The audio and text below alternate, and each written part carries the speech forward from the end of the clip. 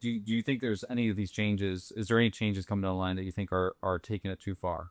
No, No. no, because I'm in favor of the Roboumps. I think as the world changes, baseball needs to do the same. Let's use the NFL for example, because they obviously are really good at making money, at bringing in viewership, at bringing in fans. What they learned a long time ago was these are our assets. These are our quarterbacks. We need to protect these billion-dollar entities. And so now you can't touch it, right? Now you'll see people complaining every Sunday that you can't touch the quarterback. But what the NFL has learned is those people we need on the field. We'll do whatever we can. We'll go to great lengths to ensure that those guys are staying on the field. Just like we'll go to great lengths to ensure that our wide receivers aren't getting held down the field because we weren't scoring. Because fantasy football is good. People like playing fantasy football and betting on offense and things of that nature. They understood that football, first and foremost, was an entertainment product. Baseball, fundamentally, is the same. Let's not allow the sacred nature of baseball's history dating back to the 1800s to get in the way of a modern consumption of it. We consume information and entertainment now so much differently than we did when Alexander Cartwright was laying down the the bases on the Elysian Field, right? It's so different now. There's no reason we can't evolve. There are certain things that are sacrosanct. 90 feet between bases, 60 feet 6 inches, been in place since 1893. 3 up, 3 down, 4 balls, 3 strikes, etc.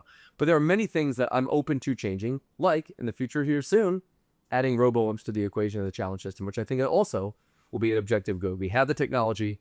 Let's weaponize that technology.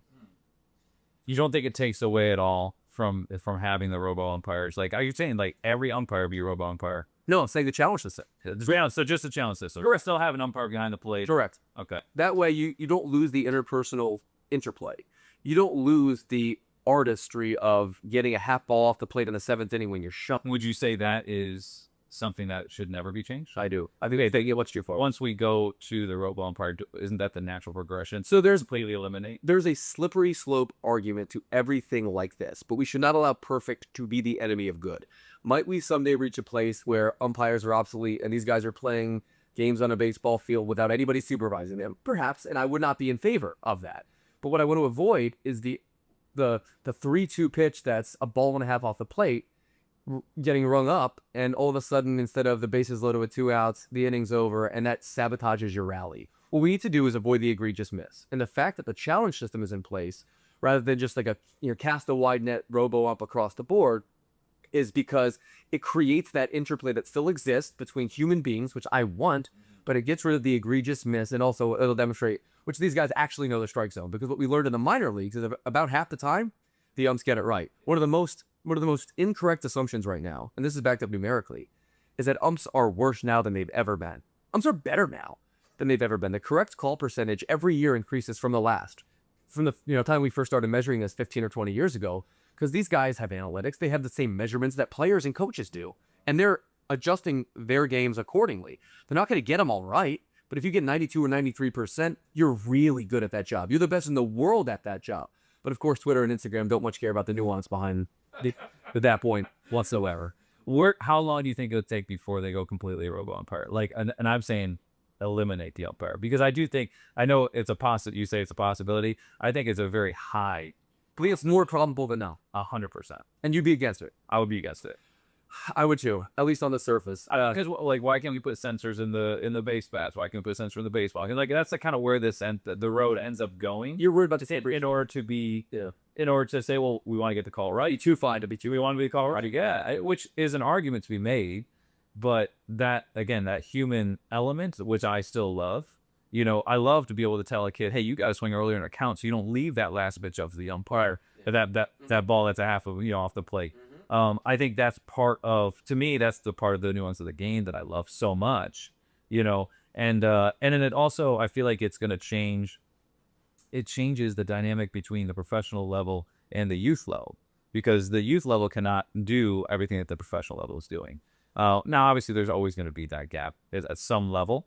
But I think I like that young kid that's at the 10U field is playing the same game that Major League Baseball players are. It's a beautiful thing, isn't it? Beautiful thing. So yeah, I would be against that. I'm with you. I'm gonna count myself definitively into the challenge system, and potentially even expanding it beyond whatever it winds up being 1, 2, 3 game as they've experimented in the minor leagues. What we know for sure, based on the minor league data, because they've obviously done full robo ump testing in Arizona Fall League and various minor leagues, is that it shrinks the strike zone considerably.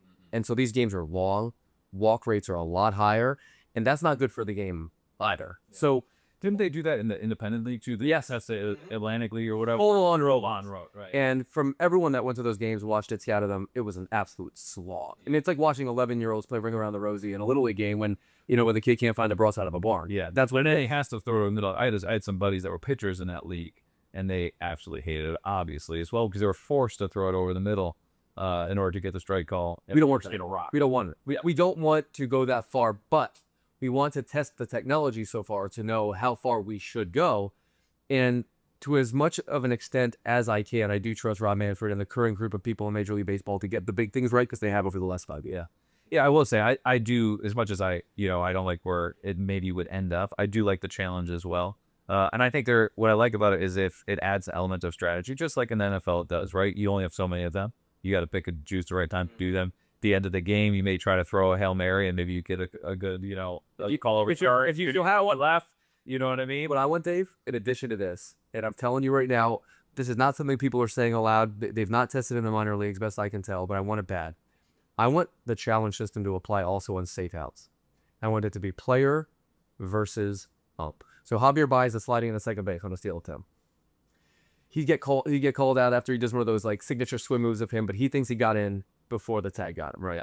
It needs to be Javi Baez in that moment, just like it is in the batter's box against the second base ump.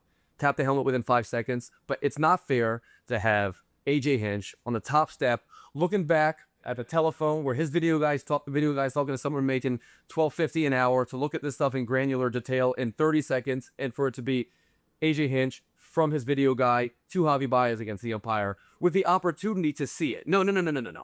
That's not fair. Right. The challenge system works at the plate because it's you versus me in this moment.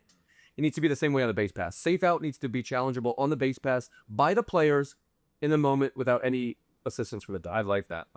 It'd be really fun and very strategic too. Yeah, because it's also like when you think of the looking back, like that's how they do in the NBA too, right? It's like they're constantly the row behind the coaches is like, should we challenge this? Should we challenge this? Let me know. Keep it on the field. Yeah. This is the thing about baseball I don't want to lose. I don't want to lose the sanctity of the playing field. I don't want to lose the sanctity of what goes on that diamond. And once you got the video guys upstairs interfering with what's going on in the dugout during the game, when it comes to calls that are being made, that to me is like, we're taking things into the hands of people that they should not have a say in the matter. And this is coming from an analyst type. Like I've gone from player to numbers guy, and I'm a full-on numbers guy.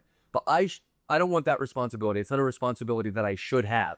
That should be on the players, whether it be the infielder or the base runner, to decide in the moment, was I safer out than the umpire get it ready? I like that. I think it's a good distinction. If you enjoyed that clip and you want to watch another one, click right here. And if you want to watch the full podcast, click right here. And don't forget to like and subscribe if you find this content valuable.